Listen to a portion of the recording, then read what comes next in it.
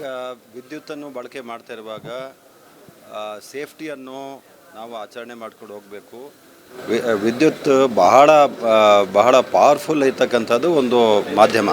ಅದರ ಮೂಲಕ ನಾವು ನಮ್ಮ ಇಂಡಸ್ಟ್ರೀಸನ್ನು, ನಮ್ಮ ಕೈಗಾರಿಕೆಗಳನ್ನು ನಡೆಸ್ಬೋದು, ನಮ್ಮ ಮನೆಗಳಲ್ಲಿ ಇರ್ತಕ್ಕಂಥ ಎಲ್ಲ ಗ್ಯಾಜೆಟ್ಸನ್ನು ಬಳಕೆ ಮಾಡಬಹುದು. ನಮ್ಮ ರೈತರಿಗೆ ಒಂದು ನೀರಾವರಿ ಪಂಪ್ ಸೆಟ್ ಕೊಡ್ತಕ್ಕಂಥದ್ದು ಕೂಡ ವಿದ್ಯುತ್ತವೇ.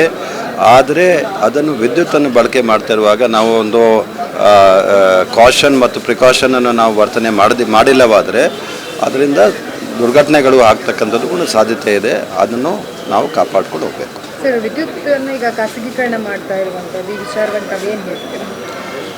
ಖಾಸಗೀಕರಣ ಮಾಡ್ತಕ್ಕಂಥದ್ದು ವಿಚಾರ ರಾಜ್ಯ ಸರ್ಕಾರದಲ್ಲಿ ಯಾವುದೇ ಯೋಜನೆ ಇಲ್ಲ. ಕೇಂದ್ರ ಸರ್ಕಾರದಲ್ಲಿ ಕೆಲವು ರೆಗ್ಯುಲೇಷನ್ಸನ್ನು ಹೊರಡಿಸಲಾಗಿದೆ. ಕೆಲವು ರೆಗ್ಯುಲೇಷನ್ಸ್ ಪ್ರಕಾರ ರೆಗ್ಯುಲೇಟರಿ ಕಮಿಷನ್ ಮುಂದೆ ಖಾಸಗಿ ಪ್ರವರ್ತಕರು ಬಂದುಬಿಟ್ಟು ನಾವೂ ಮಾಡ್ತೀವಿ, ಅಂದರೆ ಇದ್ದ ವ್ಯವಸ್ಥೆ ಅಲ್ಲದೆ ನಾವೂ ಮಾಡ್ತೀವಿ ಅಂತ ಹೇಳಿ ಅವರು ಕೇಳಿದ್ದಾರೆ. ಕೇಳಿದ ನಂತರ ಸಾರ್ವಜನಿಕ ಮಟ್ಟದಲ್ಲಿ ಒಂದು ನೋಟಿಸನ್ನು ಪ್ರಕಟಣೆ ಆಗಿರುತ್ತದೆ. ನೋಟಿಸ್ ಪ್ರಕಟಣೆ ಆದ ನಂತರ ಅದಕ್ಕೆ ಹಿಯರಿಂಗನ್ನು ರೆಗ್ಯುಲೇಟರಿ ಕಮಿಷನ್ ಮಟ್ಟದಲ್ಲಿ ಆಗೋದು. ಆದ ನಂತರ ಅವರು ತೀರ್ಮಾನವನ್ನು ತೆಗೆದುಕೊಳ್ಬೇಕು. ಯಾರ್ಯಾರು ಇದರಿಂದ ಬಹಳ ಜನರು ವಿರೋಧ ವ್ಯಕ್ತಪಡಿಸ್ತಾ ಇದ್ದಾರೆ, ನಮ್ಮ ಗಮನಕ್ಕೂ ಬಂದಿದೆ. ಅಂಥದ್ದು ಏನೇನಿದೆ ಅದಕ್ಕೆ ತಮ್ಮ ಆಕ್ಷೇಪಣೆಗಳನ್ನು ಸಂಬಂಧಪಟ್ಟ ರೆಗ್ಯುಲೇಟರಿ ಕಮಿಷನ್ಗೆ ಸಲ್ಲಿಸಿದರೆ ಖಂಡಿತ ಅದರ ಬಗ್ಗೆ ಒಂದು ಸೂಕ್ತವಾಗಿರ್ತಕ್ಕಂಥ ನಿರ್ಧಾರ ಬರುತ್ತೆ. ಗುತ್ತಿಗೆದಾರರಿಗೆ ಎಲ್ಲೋ ಒಂದು ಕಡೆ ಸೇಫ್ಟಿ ಮೆಜರ್ಮೆಂಟ್ ತಗೊಳ್ಳೋದ್ರಲ್ಲಿ ಹಿಂದೆ ಉಳಿತಾ ಇದೆ ಅನ್ನುವಂಥದ್ದು ಕೇಳಿ ಬರ್ತಾ ಇದೆ. ಸರ್, ತಾವು ಏನು ಹೇಳ್ತೀರಾ? ಇದಕ್ಕೆ ಯಾವ ರೀತಿ ಕ್ರಮವನ್ನು ಕೈಗೊಳ್ತೀರಾ?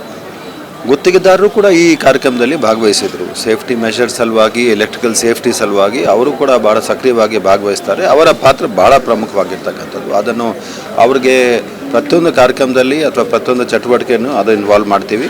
ಮತ್ತು ನಿಮಗೆ ಗೊತ್ತಿರುವ ಹಾಗೆ ಯಾವುದೇ ಒಂದು ಹೊಸ ಇನ್ಸ್ಟಾಲೇಷನ್ಸ್ ಇದ್ದರೆ ಅದಕ್ಕೆ ಸರ್ಟಿಫಿಕೇಟ್ ಕೊಡ್ತಕ್ಕಂಥದ್ದು ಕೂಡ, ಅದನ್ನು ಪರಿಶೀಲನೆ ಮಾಡ್ತಕ್ಕಂಥದ್ದು, ಅದಕ್ಕೆ ಒಂದು ಸರಿಯಾದ ರೀತಿಯಲ್ಲಿ ಮಾಡಲಾಗಿದೆ, ಎಕ್ವಿಪ್ಮೆಂಟ್ ಇನ್ಸ್ಟಾಲೇಷನ್ ಆಗಿದೆ ಅಂತ ಹೇಳಿ ಒಂದು ಸರ್ಟಿಫಿಕೇಟ್ ಕೊಡ್ತಕ್ಕಂಥದ್ದು ಆ ಸಂಸ್ಥೆ ಆಗಿದೆ.